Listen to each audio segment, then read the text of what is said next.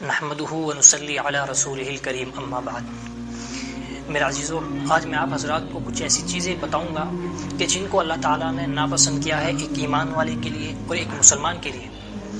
اللہ تعالیٰ چاہتا ہے کہ وہ باتیں، وہ چیزیں کسی ایمان والے کے اندر نہ ہوں، اس لیے آپ بغور سنیں۔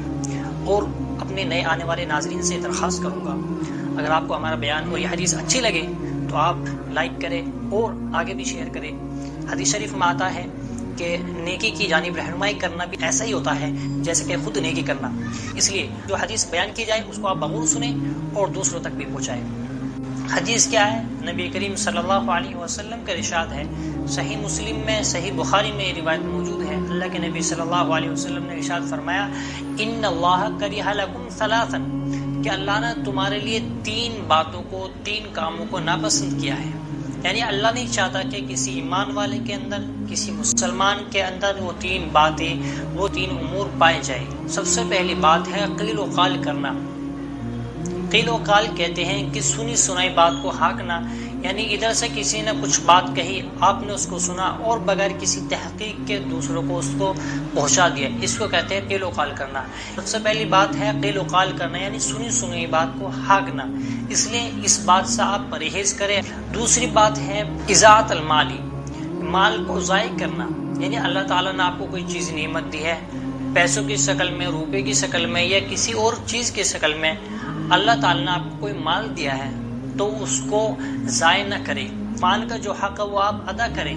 ایسا بھی نہ کریں کہ اللہ آپ کو مال دے رہا ہے، آپ اس میں کنجوسی کر رہے ہیں، چھپا رہے ہیں، دبا کر رکھ رہے ہیں، جوڑ کر رکھ رہے ہیں، ایسا نہ کریں، بلکہ جس کا جو حق ہے وہ آپ ادا کریں۔ اسی کو اسلام میں کہا گیا ہے اعتدال، میانہ روی اختیار کرنا، یعنی اللہ تعالیٰ نے آپ کو مال دے دیا، اس مال میں جن لوگوں کے حقوق ہو وہ ادا کریں، مال کو ضائع نہ کریں، کہ اللہ تعالیٰ آپ کے لیے پسند نہیں فرماتے۔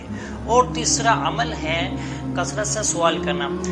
اس میں دو چیزیں آتی ہیں، ایک چیز تو یہ آتی ہے کہ آپ کو اللہ تعالیٰ نے پیسے نہیں دیے لیکن آپ اس سے لوگوں سے سوال کرتے ہیں، بجائے اس کے کہ اللہ تعالیٰ آپ سوال کریں، اللہ سے آپ اپنی حاجت کو پورا کریں، آپ لوگوں کے سامنے جا کر سوال کرتے ہیں، ان سے پیسے مانگتے ہیں، مال مانگتے ہیں، یہ اللہ تعالیٰ کو پسند نہیں ہے۔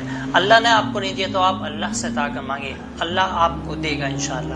اسی طرح بے فضول لوگوں سے، علماء سے سوال کرنا، لوگوں سے خام خواہ کے بات چیت کرنا اور اس طرح لوگوں سے خام خواہ سوال کرنا، خاص طور سے علماء کو پریشان کرنے کے لیے سوال کرنا، یہ اللہ تعالیٰ نے آپ کے لیے پسند نہیں کیا ہے۔ جن ایمان والوں کے اندر یہ تین عمل ہیں، تین باتیں ہیں، تو اللہ تعالیٰ سے آپ بھی توبہ کریں اور ان باتوں سے اعراض کریں، ان باتوں کو بالکل ترک کر دیں، چھوڑ دیں۔